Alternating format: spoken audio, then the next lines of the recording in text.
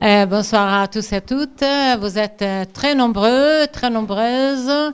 Et merci pour la patience et d'attendre notre ambassadrice du design, Madame Simona Bordone, qui est venue pour nous directement de l'aéroport. Donc, un grand merci. Vraiment, un big round of applause qu'elle est venue directement de l'aéroport. Le programme, c'était pas comme ça, mais ce matin, on a eu un imprévu. Mais on est très content qu'elle est là parce que, bon, l'imprévu, c'était grave ce matin. Mais on est très content qu'elle est là. Alors, je vous donne la bienvenue à la 6e édition du Italian Design Day, la journée mondiale du design italien. C'est la 6e édition. C'est une initiative du ministère des Affaires étrangères et de la coopération internationale italien qui a décidé d'organiser un événement phare pour la promotion du design italien dans le monde. Donc, c'est non seulement notre ministère, mais c'est aussi beaucoup des sujets. Et cette année, on est très content parce qu'on a eu aussi la collaboration du ministère de la Culture italien, la direction de disons, de la création contemporaine. Voilà. Et, mais il y a aussi ADI. Et ADI, c'est l'association du design industriel de Milan et qui est, bon, a toujours été un partenaire très important de notre ministère des Affaires étrangères. Mais il y a aussi la collaboration des ICE, c'est-à-dire les bureaux de promotion du commerce extérieur. Et il y a aussi la collaboration du Salone di Milano, les salons du meuble de Milan. Tout le monde, tous les designers connaissent les salons de Milan. Disons que c'est les salons les plus importants. Bon, ils viennent de clôturer les 12, donc on les fait en marge, et c'est bien ça, de le faire en marge de la clôture du salon, qui normalement, bon, les calendriers, normalement, c'est au mois d'avril, mais bon, vous savez, la pandémie a tout bousculé, bon, donc cette année, c'était au mois de juin. On espère que, bon, on va reprendre, Inch'Allah, les prochaines, le mois d'avril. Voilà, donc les salons du meuble est vraiment un partenaire très important de cette initiative. Et aussi, bon, Federlegno, Altagam, c'est-à-dire c'est des associations de producteurs italiens du design. Voilà. Et donc, 6e édition, on a commencé il y a 6 ans et c'est toujours un événement dans lequel toutes les ambassades, donc les réseaux des ambassades, consulats, instituts culturels collaborent pour la mise en place d'événements de promotion. Mais même s'il y a un thème général, comme il y a aussi cette année, mais chaque pays et chaque ambassade, chaque institut peuvent réaliser des projets indépendants, toujours en dialogue avec la réalité locale, bien sûr, parce que, bon, ce qu'on peut faire à Alger, on ne peut pas le faire à New York ou à Beijing, par exemple. Voilà. Et donc, le thème de cette année est très intéressant. Il s'appelle Régénération, si on peut dire ça en français, Regeneration, c'est en anglais, et Design et nouvelles technologies pour un avenir durable.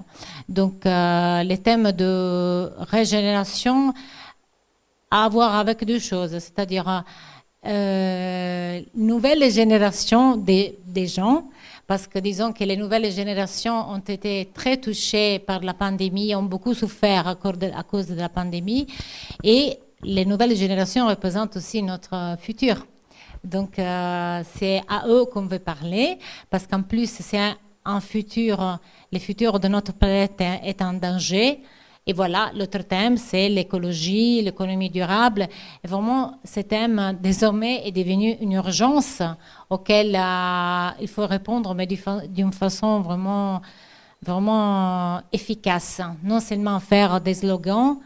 Et bon, modestement, pour l'Italie, c'est pas un slogan parce qu'en fait, il y a toute une réflexion à tous les niveaux, bien sûr de la recherche, de l'université et aussi dans les domaines industriels. On essaye vraiment de faire face aux grandes questions de l'économie durable, essayer de disons, changer un peu notre façon de produire et de consommer. En fait, les designs italiens essayent vraiment toujours essayer de répondre aux besoins de l'être humain, de la vie, mais là, ça devient les besoins encore plus urgents de changer un peu, toujours d'une façon innovante, innovatrice, et en tenant toujours en compte les problèmes de l'économie durable, donc économie circulaire, tri sélectif. Et donc, voilà, on arrive au thème de la conférence de Madame Bordone qui va nous parler de ce thème-là, c'est-à-dire l'économie durable réutilisée demain à l'université. Bah, tu vas dire quelque chose quand même, hein, parce que sinon les gens... Oui, c'est vrai, je me suis trompée parce qu'en fait, elle va faire une conférence aussi à l'EPO demain et on est très content d'avoir les représentants de l'école d'architecture et de l'urbanisme, école polytechnique d'architecture et urbanisme d'Alger et avec lesquels on a l'honneur de collaborer pour cette initiative.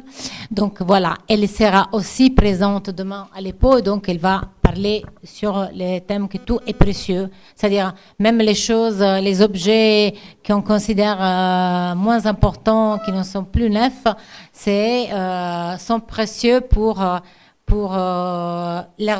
en leur donnant une nouvelle vie, voilà.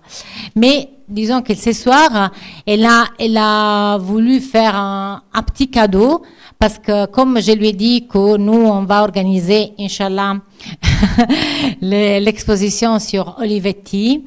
Alors, elle va faire, disons, elle va nous expliquer la relation de Olivetti avec Milan, Domus, parce que elle a une histoire professionnelle très variée. Elle est prof, elle était en charge des cours d'histoire du design, toujours à l'Institut européen du design à Milan, mais elle est aussi en charge des archives de Mousse. Tous les architectes et les designers connaissent Domus, bien sûr. Bon, c'est un magazine très important en Italie qui a fait l'histoire du design, qui a toujours été en collaboration avec les grands designers italiens de Milan. Et donc, elle est toujours en charge des archives de Mus. Elle suit un peu là aussi les sites web de Mus. Et donc, elle va à travers donc les magazines, elle va nous parler un peu de l'histoire de Olivetti, Olivetti c'est vraiment un symbole du design italien et de la façon dans laquelle les designs italiens ont toujours été à l'écoute des besoins de l'être humain. Voilà.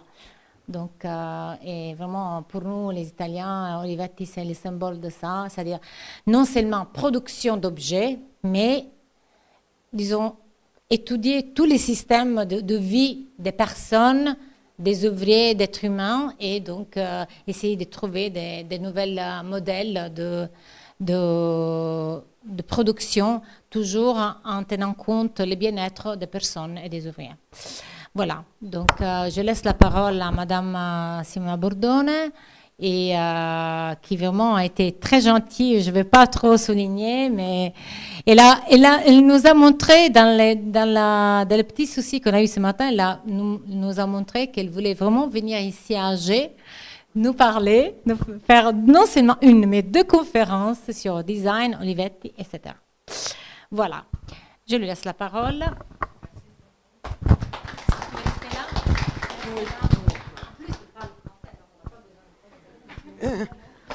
J'espère que vous pardonnerez mon français parce que ça fait longtemps que je ne parle plus, donc ça sera un peu, je sais pas, comme ci, comme ça.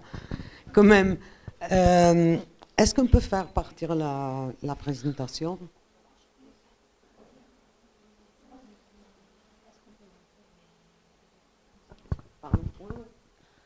Non. Alors, comme bon, c'est important de valoriser la collaboration avec les salons del mobile.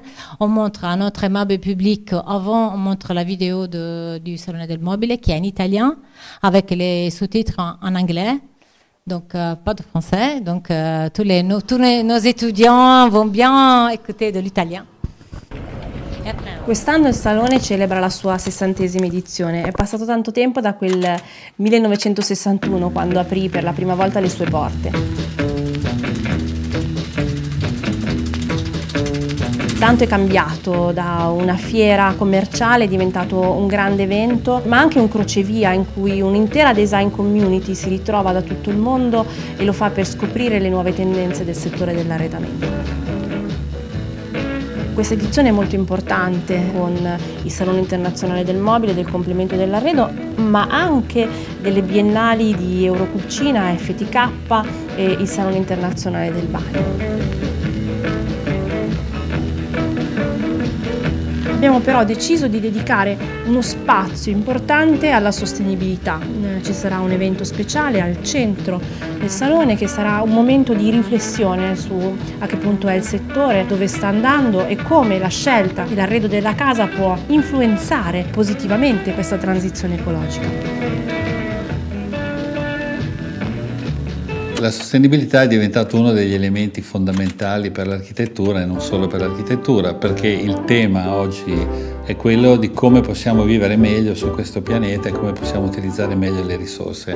Stiamo affrontando un problema che non avevamo prima. Il Salone quest'anno cerca di dare una risposta facendo vedere un ecosistema di aziende che si stanno impegnando in maniera molto determinata a produrre attraverso processi per la riduzione dell'impronta ambientale. Poi ovviamente questo tema deve essere accompagnato da una visione poetica. Se associamo questa nuova strada anche alla bellezza, abbiamo comunque fatto un percorso molto importante che sarà probabilmente anche l'unico percorso che possiamo fare.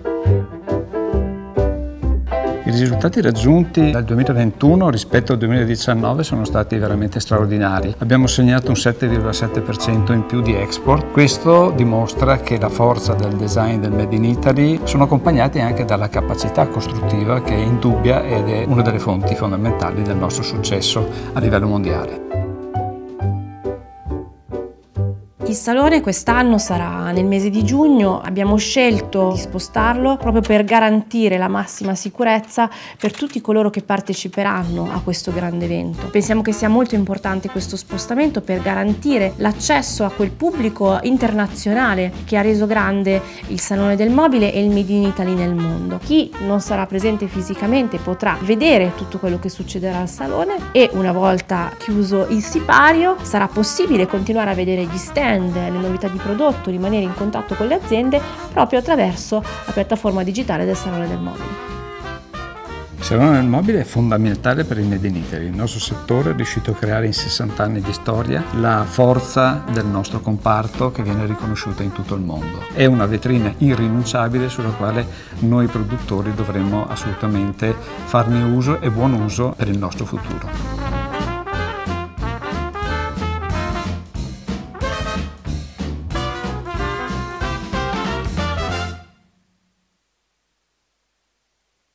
C'est-à-dire que j'ai essayé de lire l'histoire de Olivetti à travers les pages de Domus et une exposition qui a au moment au Design Museum à Milan, qui est sur le 16 Compasso d'Oro, qui est le prix le plus important du design italien. Et j'avais de la chance parce que c'est difficile en effet de faire une exposition seulement sur 16 objets. 16, oui. Alors,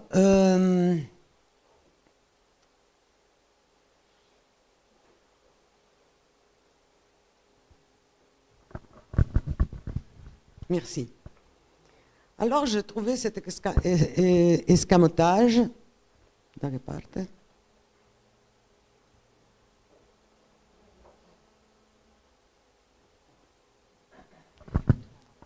Sì. Alors, une extrême synthèse sur les acteurs qui composent cette exposition. Olivetti, fondé en 1908 sous le nom de première usine nationale de machines à écrire, s'est distingué dès le début par son orientation vers la technologie et l'innovation. Le soin apporté au design, sa présence internationale et sa sensibilité aux aspects sociaux du travail. Ces caractéristiques ont été imprimées par les fondateurs, Camillo Olivetti et son fils Adriano, qui ont transformé l'entreprise familiale en un groupe industriel moderne, ayant déjà investi dans l'électronique dans les années 50. C'est-à-dire que l'Italie se pose à la tête des pays qui entrent dans le marché de l'électronique. Et ça, c'est important parce que c'est le résultat d'un grand investissement conceptuel et aussi matériel. À la mort d'Adriano en 1960, il y a des murmures qui disent qu'il lui a été tué. Moi, je ne le crois pas, mais il y a plusieurs biographies qui disent qu'il lui a été tué parce qu'il est mort d'un infarct sur un train vers la Suisse. Son fils lui succède et poursuit la voie ouverte par son père. Aujourd'hui, Olivetti, la marque existe encore, mais ce n'est pas la même chose. Okay? C'est quelque chose de différent, ça fait partie du groupe Team.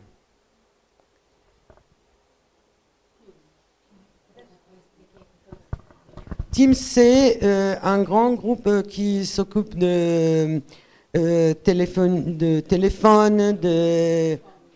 Sì. Sì. Ma... Oh, pardon.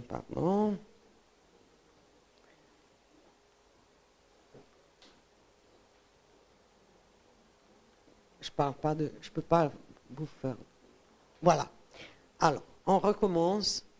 Domus a été fondée par Gio Ponti en 1928 est la plus ancienne revue italienne d'architecture et de design et d'art. Elle n'a cessé de paraître qu'en 1945, plus fort de la Seconde Guerre mondiale. Dirigée par Gio Ponti par presque 50 ans, elle a vu succéder à sa tête certains des plus brillants architectes du monde.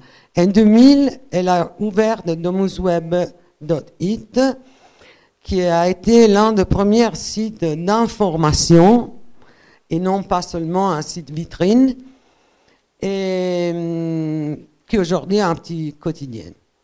Tandis que depuis 2018, la revue voit changer chaque année un grand architecte se relayer à sa tête. Ce projet s'appelle 10 pour 10 pour 10, 10 architectes pour 10 numéros pour 10 ans. Se poursuivra jusqu'en 2028, date à laquelle elle attendra son année de publication. Et puis il y a du Design Museum. On a parlé, la directrice vous a parlé de ça comme un partenaire de l'Italian Design Day, mais c'est aussi un musée physique. C'est aussi un espace physique. Il a fallu beaucoup de temps parce qu'il pouvait ouvrir.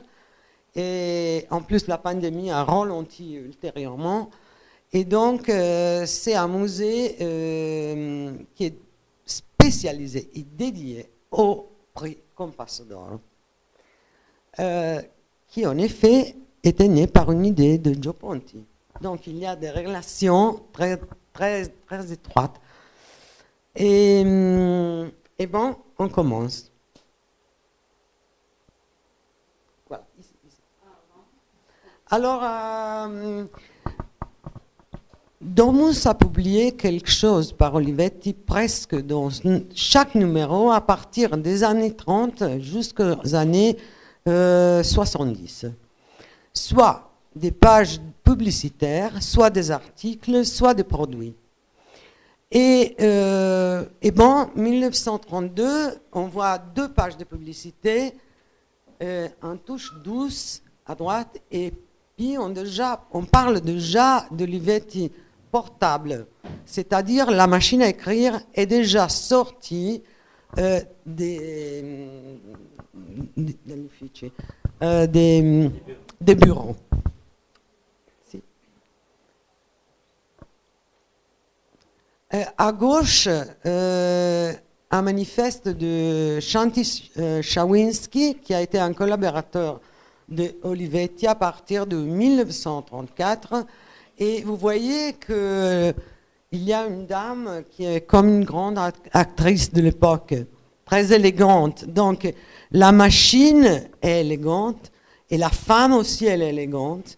Et puis on commence, si vous me permettez, à faire cette association produits de qualité femmes. On va retourner sur ça. De l'autre côté, c'est de la publicité, au contraire, avec beaucoup de textes qui disent notre politique constructive, c'est-à-dire la machine est un objet bien fait.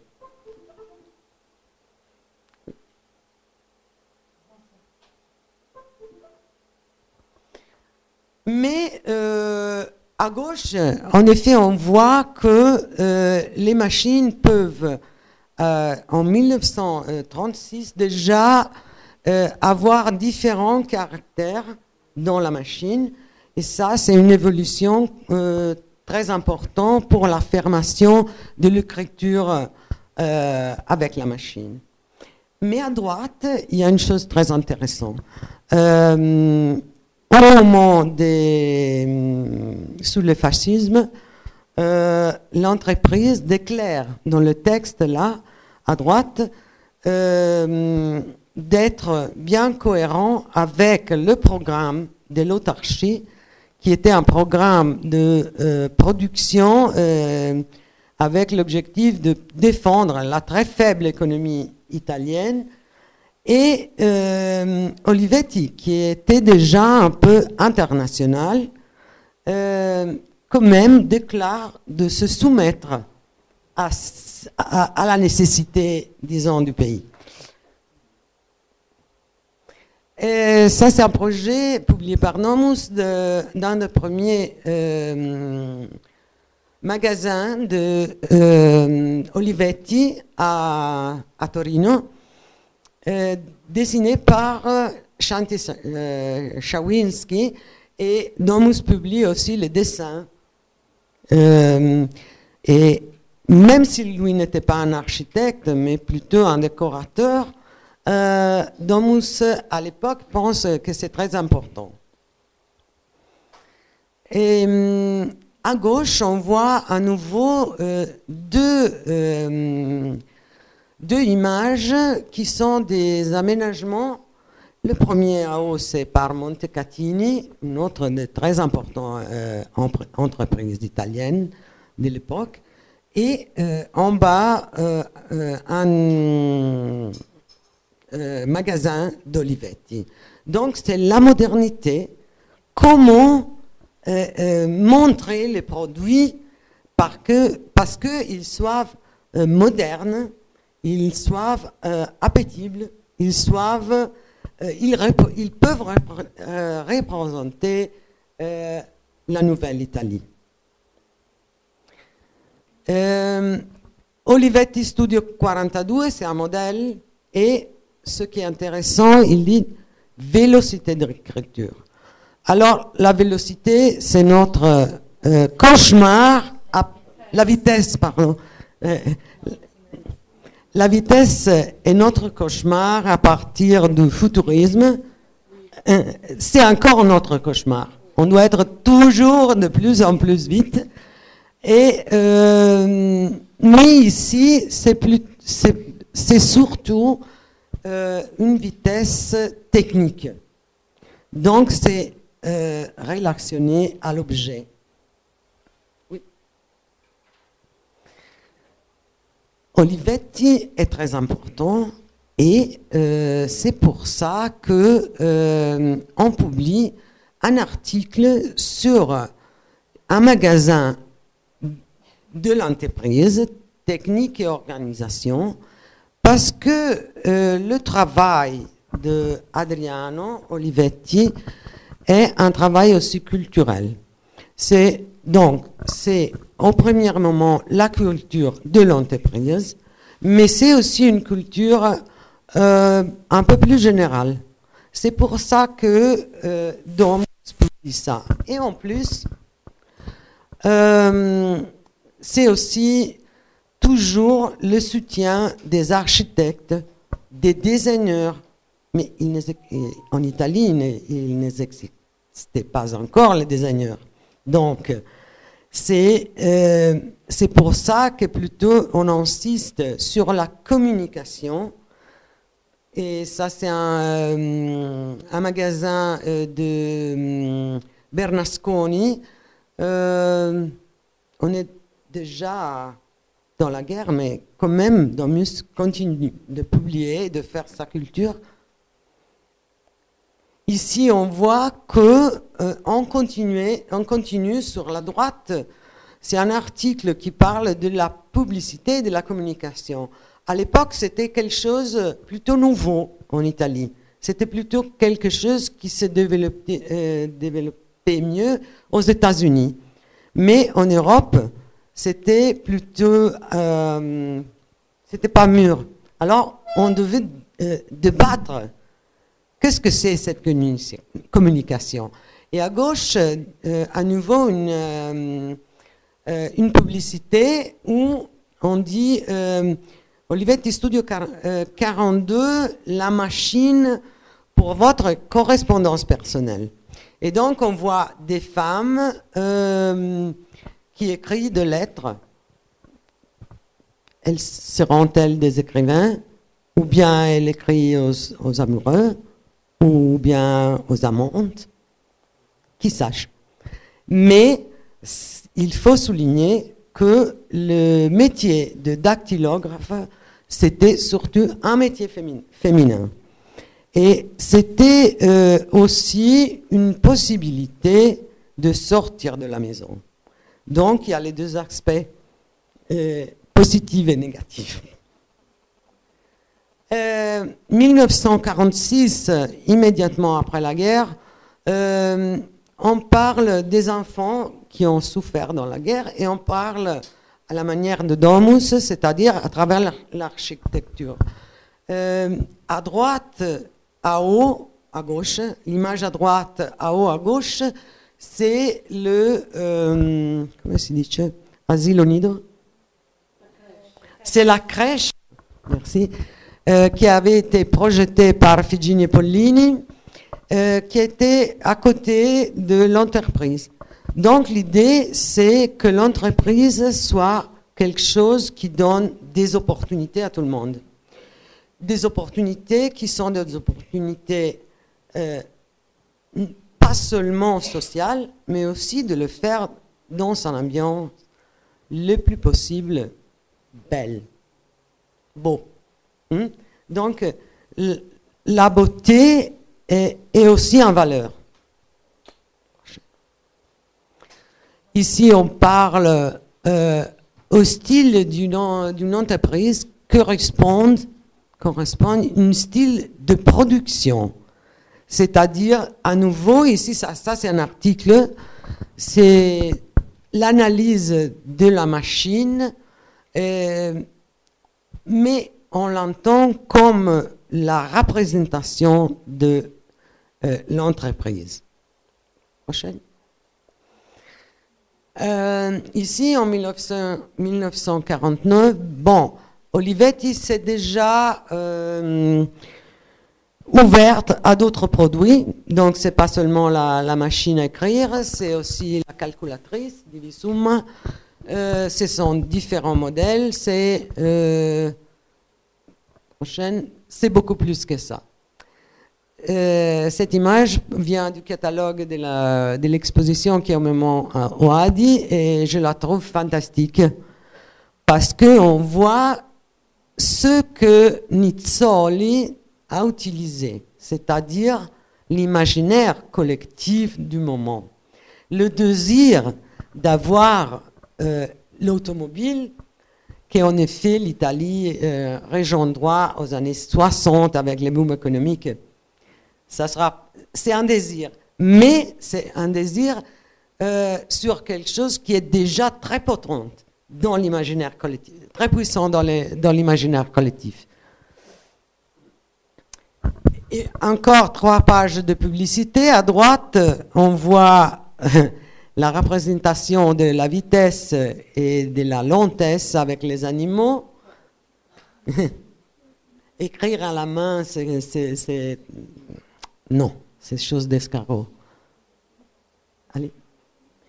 Ici, on est en 1951-52. Ce sont des articles qui analysent la communication d'Olivetti.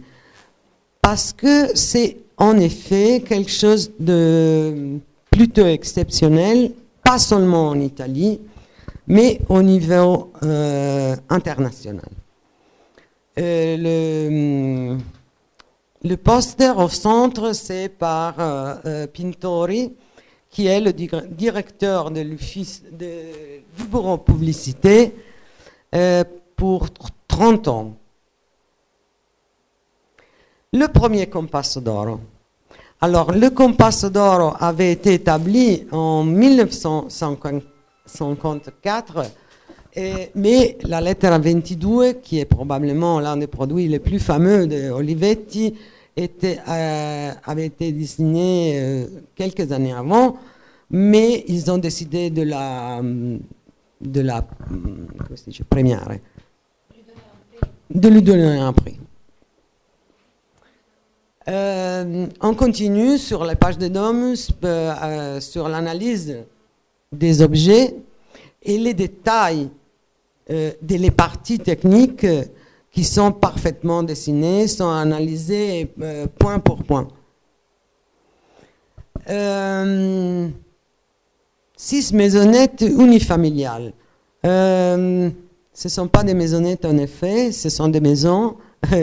Et l'idée de Olivetti, c'est de donner aux gens qui travaillent à Ivrea vraiment des possibilités presque infinies. C'est-à-dire, vous n'êtes même pas les grands dirigeants, mais à un niveau moyen, bon, on vous offre une habitation projetée selon des concepts modernes. Ça, c'est un magasin à New York, je crois, oui. Mais ce qui est intéressant, c'est que dans l'image en bas, on voit une sculpture pariétale par Nivola. Bon, l'art entre dans les années 60 toujours dans les bâtiments d'Olivetti et en général de l'entreprise privée en Italie. Le Compasso d'Oro est toujours sur les pages de Domus. Et ici, on voit un nouveau bâtiment à Milan pour Olivetti. Et à nouveau, à haut, on a Mattia Moreni et puis en bas, c'est de graffiti sur le ciment de Pintori. Je souligne ça parce que vers la fin de mes années 60, l'entreprise privée et le public ont arrêté de mettre de l'art dans les bâtiments. Tandis qu'on a une loi en Italie qui s'appelle la loi de 2%, qui oblige maintenant les nouveaux bâtiments à mettre et à projeter avec des artistes des œuvres d'art. Parce qu'il y a eu une période morte. Ouais. Ça, ce sont entre les plus fameux posters de Pintori. À gauche, on voit l'objet, mais à droite, l'objet n'existe plus. C'est conceptuel. Et Adriano Olivetti lui-même a vaincu il Compasso d'Oro pour la carrière.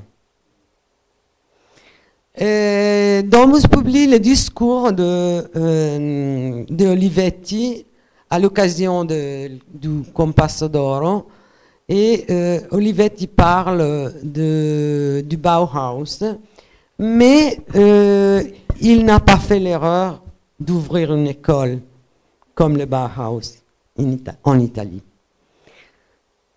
Prochaine. Je vous disais qu'il a travaillé, Adriano Olivetti, il a plutôt que travaillé, appelé à soi les meilleurs dans tous les arts. Et en effet, ici, c'est Henri Cartier-Bresson, l'un des photographes français les plus importants du XXe siècle, pour faire des photos à la nouvelle usine de Pozzuoli dans le sud d'Italie, parce que Olivetti pensait que l'usine, que l'entreprise ne devait pas être seulement localisée au nord, mais devait être un peu partout. Prochaine. À droite, un magasin en Australie, à gauche, des bâtiments pour une autre part d'Olivetti, mais vers la vallée d'Aoste. Et ici à droite, on voit la main de Sottsass. Ce sont deux magasins d'Olivetti aux États-Unis. Et donc, ici, on arrive à le mainframe Elea 9003. Ça, c'est un projet très important. C'est la démonstration que le centre de recherche qui était en Toscane était effectivement compétitive avec les grands mainframes américains de IBM. Mais le projet, disons, du design extérieur a été fait par Sottsass et Maldonado. Prochaine. Alors, Sottsass a un motif décoratif du 47, et à la droite, on voit le clavier pour Elea. Bon, vous voyez tout seul la connexion. Ça, c'est l'étude pour les armoires métalliques. Et ça, c'est un article sur Domus couru par Sottsass. On commence à gauche, et puis ce sont les pages que lui a conçues pour raconter son projet. Et comme vous voyez, ce sont tout à fait différents des normaux articles de la revue. Et oui, Joe Ponti a déclaré que les architectures sont tous exemplaires. Et ça, c'est un des exemples que j'aime beaucoup parce que c'est par Carlo Scarpa à Venise. Oui, c'est en place San Marco, mais la véritable surprise, c'est quand on arrive par l'arrière et on voit cette partie en pierre qui est la partie sur une petite place piétonale. Bon, à Venise, presque tout c'est piétonal. Et c'est l'insertion de la modernité dans la Venise du 1700. Alors ça, c'est la véritable surprise. La plus grande des images, c'est une page publicité et des meubles dessinés par BBPR, un groupe d'architectes très importants italiens, et le Compasso d'Oro. Ici, Domus commence à faire des articles sur les designers, c'est-à-dire que là, le métier des designers commence à devenir important. C'est l'aperture de IED Milan, Institut de design italiano à Milan en 1966, qui commence avec plusieurs autres acteurs, en effet. Et voilà les Compasso d'Oro en machine de précision, toujours produit par Olivetti. Gaia Aulenti, c'est le projet pour le magasin de Paris. Et ici, c'est intéressant parce qu'il n'y a pas de meubles, seulement de plans. Et en plus, il y a sa lampe, Pipistrello, et une sculpture africaine. À nouveau, Gaia Aulenti, Buenos Aires. Pintori, des dessins de Pintori qui laisse Olivetti en 1967, mais continue sa collaboration. Et ce concept de l'abstraction, mais toujours un texte explicatif très fort. Et ça, c'est pour une fois la machine de l'information, parce que Olivetti est déjà dans le monde de l'information. Prochaine. 2 machines pour écrire par Sottsass, la très fameuse Valentine, et puis l'autre modèle, je ne me rappelle pas, mais ce n'est pas important. Ce qui est important, c'est que la Valentine, curieusement, n'a jamais vaincu aucun prix. Non, vaincu aucun. L'information produit productivité. Ça, c'est le claim de la publicité en 1970. Ce sont donc les machines qui aident au bureau, qui s'est transformé et qui vendent bien 2 Compasso d'Oro dans la même année. Ça, c'était l'exhibition du Compasso d'Oro à la Triennale.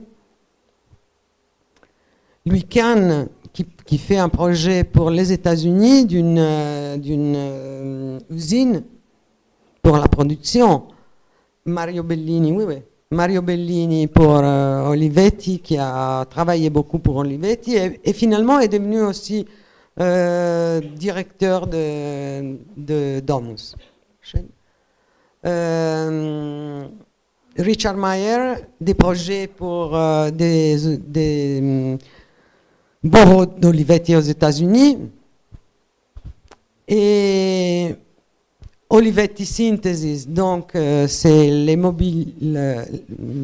l'arredamento, l'immobilier pour les bureaux.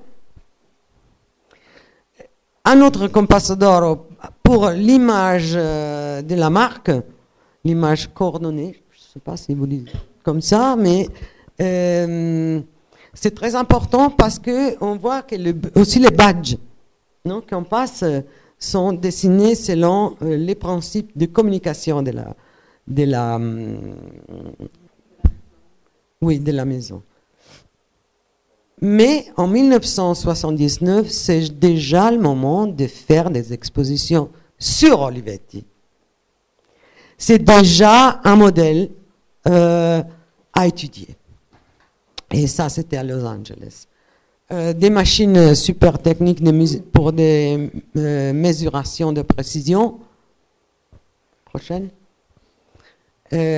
Pour l'automation du bureau. Des Compasso d'Oro. Exhibit Design. C'est à nouveau un modèle pour faire du exhibit design. Office planning and office engineering. Comment comment affronter la question des ordinateurs dans le bureau. Et donc, il y a plusieurs questions de comment organiser les espaces. Pour une fois, c'est intéressant à gauche, ce sont les études ergonomiques pour voir les positions meilleures, la position exacte du ordinateur et tout ça. Domus a publié de 1986 en 1998, excusez-moi, des itinéraires sur les architectures du monde et a dédié un itinéraire seulement à Ivrea et aux architectures qui sont autour d'Olivetti. Un autre Compasso d'Oro est pris à la carrière et la photo de l'ouvrière est par Ugo Mulas, c'est-à-dire l'un des plus importants photographes italiens. Et à droite, Michele De Lucchi pour l'imprimeur. Et c'est le dernier Compasso d'Oro de Olivetti. Oui. Oui. Et maintenant, tout de suite, le film.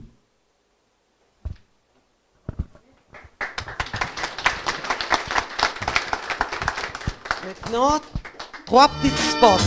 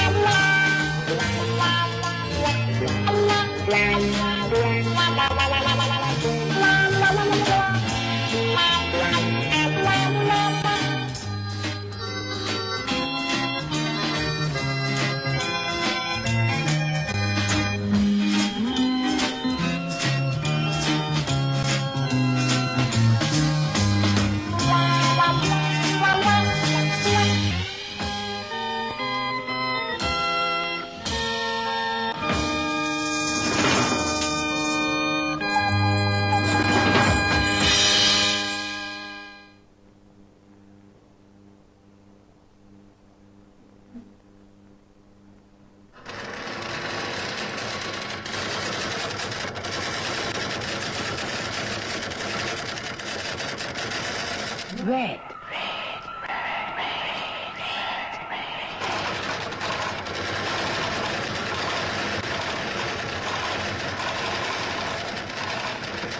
Red.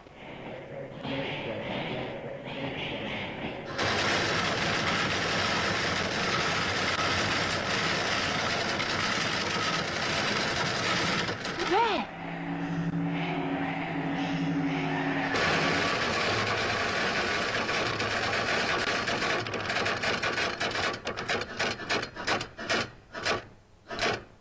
Valentine.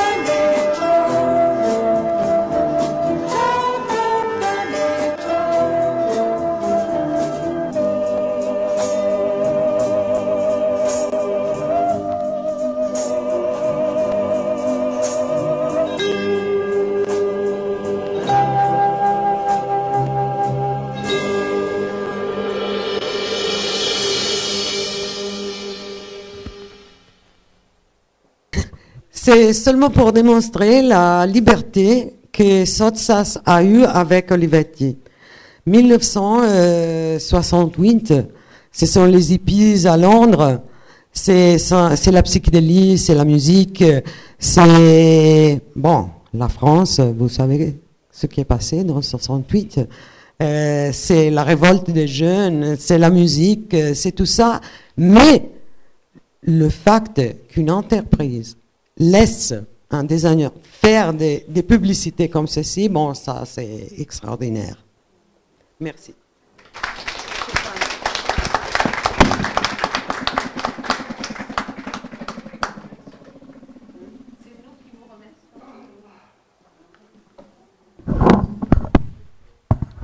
Est-ce que le public a des questions pour Madame Bordona?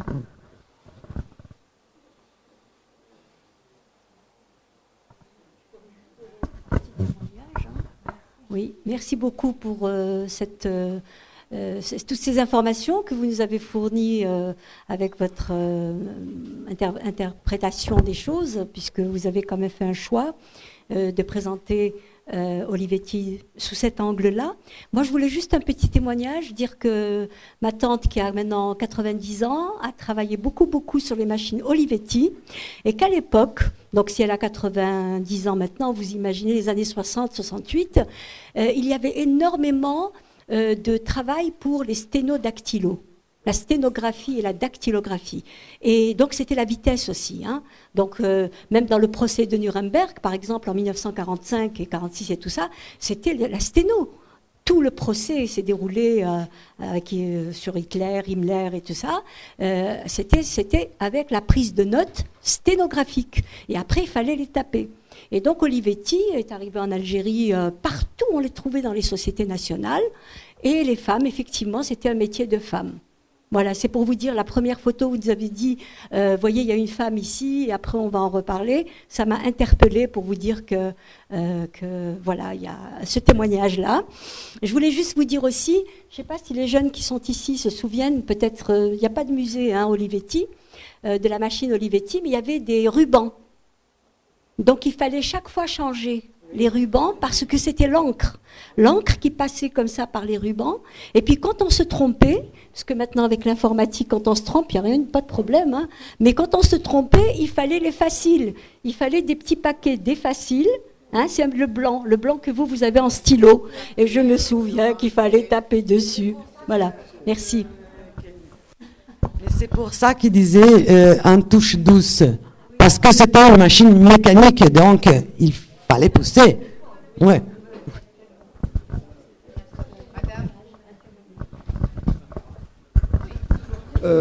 Permettez-moi d'ajouter. Bon, je vous remercie pour cet exposé. Je voudrais ajouter quelque chose que je n'ai pas.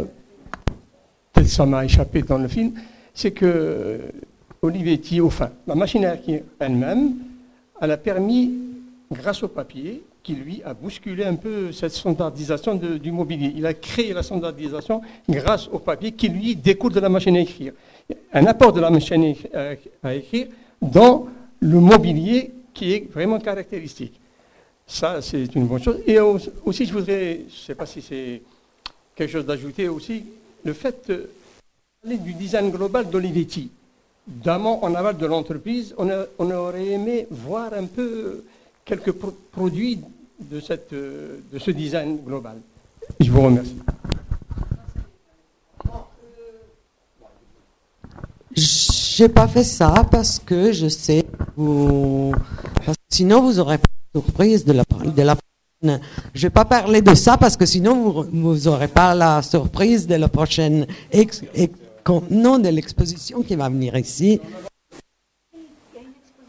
D'Olivetti qui va venir ici dans une quinzaine de jours, et donc ça c'est une espèce de teaser pour vous inviter, comme a dit la directrice, Inch'Allah, à mai. Exactement. Et il y avait une autre question. Il y avait une autre question, je n'ai pas répondu peut-être. J'ai répondu. Ah bon, oui, c'est un partie de la standardisation, oui, d'accord. C'est très important. Hein. Ouais. C'est grâce à la machine à écrire qu'on a pu standardiser le mobilier. Grazie mille pour la conférence qui était très intéressante. Moi, j'aurais juste un petit questionnement. Vous avez évoqué à la fin les mouvements de 68 et le fait qu'Olivetti adhérait aussi à une forme de libéralisme radical, ce qui était osé pour l'époque. Et vous avez aussi parlé de l'époque fasciste et à un moment d'une biographie un peu mystérieuse. La machine à écrire, justement, elle a une vocation politique très importante vu qu'elle sert à produire de la presse, notamment. Et que sous les régimes autoritaires, on saisit souvent les machines à écrire et les écrits et les documents peuvent être très, très préjudiciables, voire compromettants. Est-ce que justement l'entreprise Olivetti a eu des problèmes, notamment à l'époque du fascisme?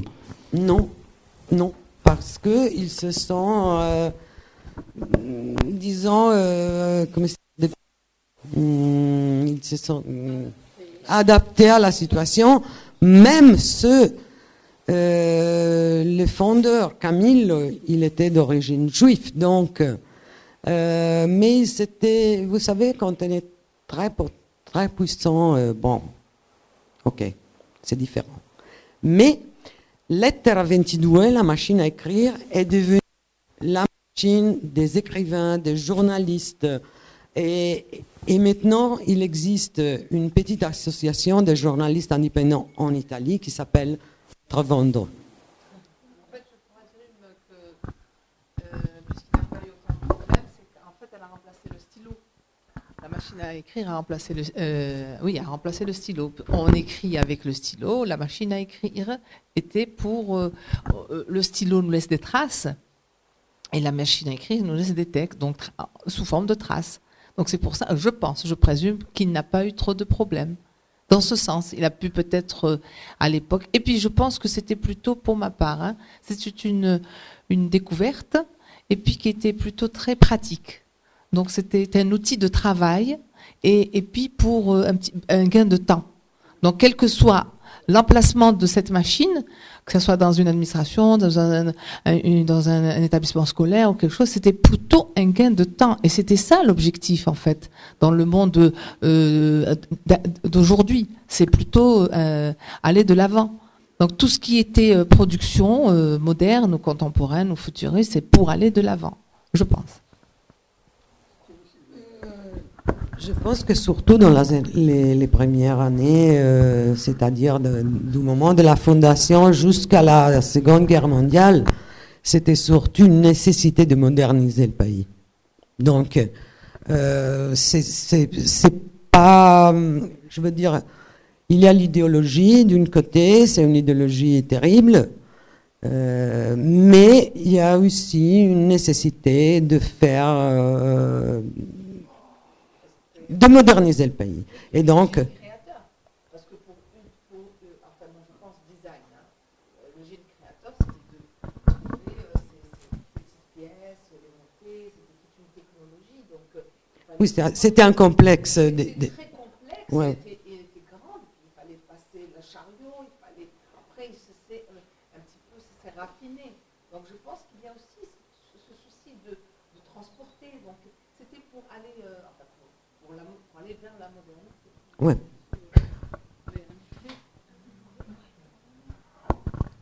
Merci. Alors, je voudrais remercier tout d'abord parce que vraiment, ce bain dans le design italien m'a beaucoup plu. Et ici à Gé, je l'ai trouvé très émouvant même. Et en plus, je ne sais pas, ça m'a fait venir les souvenirs en France, Apollinaire, les poèmes Zone, qui était la base après du mouvement surréaliste. Il a chanté comme symbole de la modernité les dactylographes et les bruits et les fenêtres ouvertes des dactylographes qui représentaient justement même dans un certain sens la libération de la femme et la modernité, donc la rapidité, la vitesse, avec la Tour Eiffel, non? Donc cet éclectisme qui a été après la base même de l'architecture italienne, Ettore Sozzas, mais même les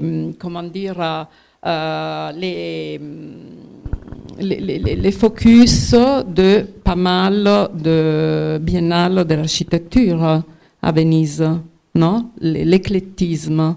ce phénomène. L'ancien et le nouveau, non, ensemble, a été la base vraiment du design italien.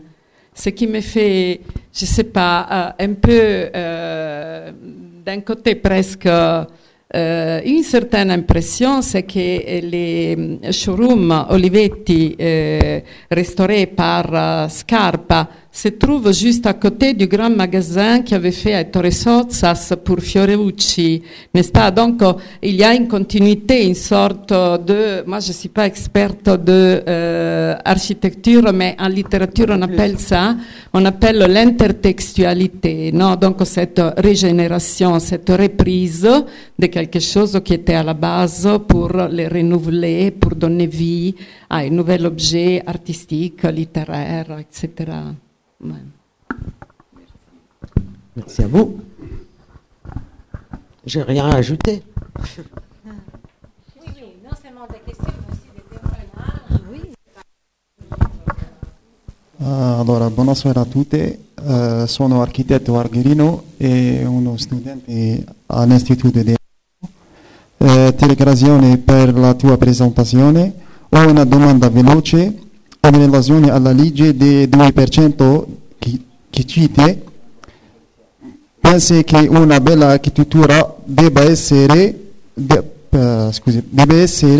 posta dall'autorità? Si. Alors, je traduis en français. Imposé, si. Imposta, si. Je traduis en français. Alors, bonsoir tout le monde. Je suis architecte algérien et étudiant ici à l'Institut. Je vous remercie pour votre présentation. J'ai une petite demande. Est-ce que vous pensez, en relation à la loi de 2% que vous avez évoquée, est-ce que vous pensez qu'une belle architecture doit être imposée par les autorités? Je ne parlais pas de l'architecture, mais de l'art. Des arts plastiques. Et donc, c'est un tout petit peu différent. Parce que les arts plastiques ont une histoire différente. Et surtout, elles n'ont pas une fonction définie. C'est quelque chose que doit nous mettre dans la condition d'avoir des pensées, mais au contraire, l'architecture, surtout l'architecture, disons, des bureaux, des usines, ça doit être fonctionnel. C'est ça la différence. Et donc, la loi, c'est, je crois, parce qu'en Italie, on a tellement de l'art ancienne qu'on fatigue toujours à soutenir l'art contemporain. Alors c'est pour ça qu'ils ont fait cette loi, parce que c'est surtout vers les artistes jeunes, ou bien mi-carrière, ou même pas jeunes, mais quand même les artistes contemporains. C'est donc un peu différent. Je pense que l'architecture doit être imposée? Non, jamais. Je crois que généralement, rien ne doit être imposé. Qu'on doit choisir d'être une collectivité, on doit faire nos efforts pour être correct, pour être démocratique, pour être positif. Mais d'un certain côté, je crois que l'exemple d'Adriano Olivetti, c'est très important exactement pour ça. Parce que lui, il avait une origine, disons, d'un socialisme, mais très, très douce, très contrôlé. C'était un socialisme qui, finalement, se combine avec la religion.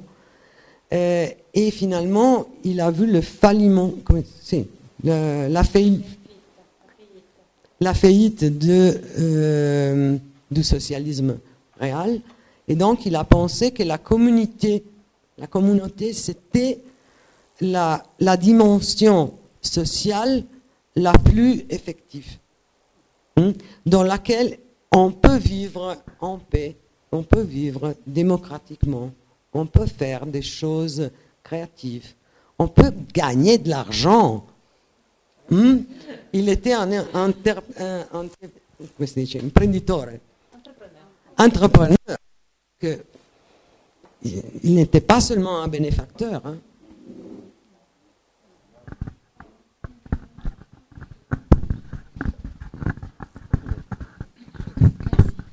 Je voudrais juste me renseigner, enfin savoir maintenant l'évolution des machines à écrire. Est-ce que c'est quelque chose est-ce que c'est un objet qui est encore usité? Est-ce que c'est un objet qui est encore, c'est-à-dire pratique et usité, ou est-ce que c'est finalement au rang de pièces, c'est-à-dire pas un musée, mais de pièces de collection qu'on garde ou qu'on conserve parce que ça a une histoire et parce que ça a beaucoup de travail dessus.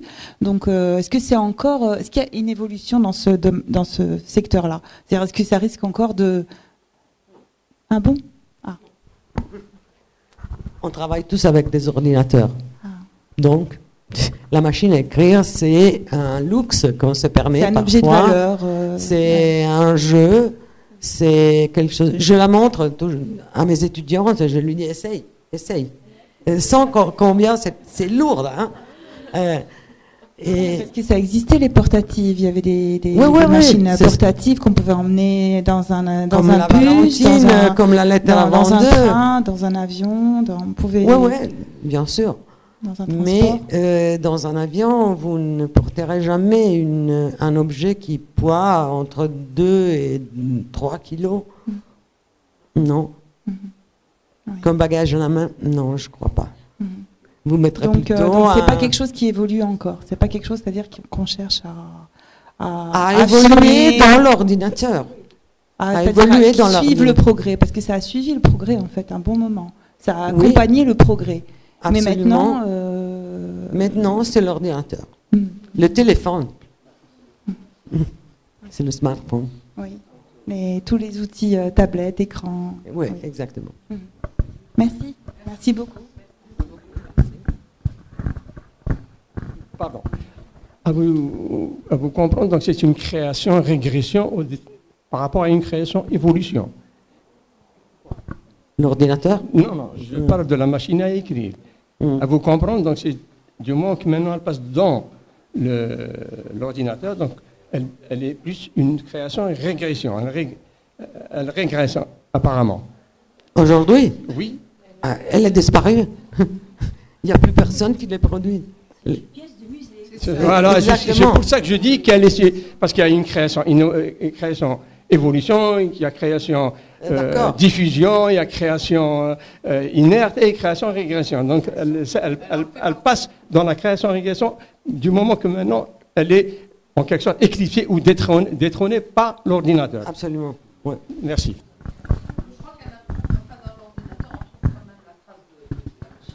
Puisqu'il y a le clavier. Bah oui. Donc quelque part, il est décliné sous forme d'un simple clavier. Mais est-ce qu'Olivetti fait dans les ordinateurs? Oui, Olivetti a fait des ordinateurs, des mainframes avec Elea, et puis dans les années 80, mais à cette époque, la famille était déjà presque sortie, et de toute façon, c'était par des Benedetti, qui avaient acheté la majorité de l'entreprise, qui font des personal computers. On peut dire que finalement, elle a fini par rejoindre un autre groupe et se fondre dans ce groupe. Exactement. Ce n'est pas une question, mais c'est une curiosité. Le passage des machines à écrire vers le TIM, donc l'opérateur de téléphonie mobile.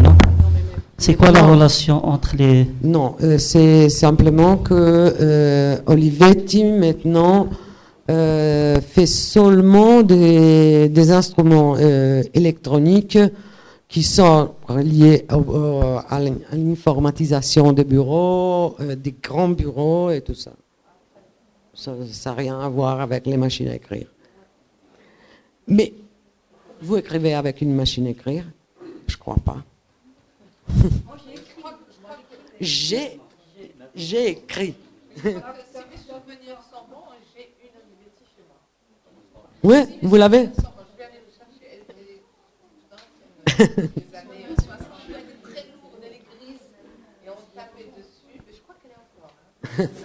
Alors, shukran.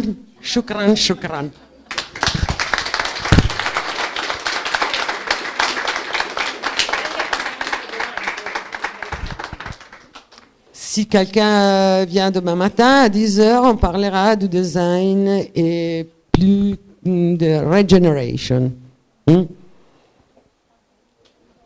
Alors moi, s'il vous plaît. Alors moi, je voulais juste vous dire que votre français est parfait.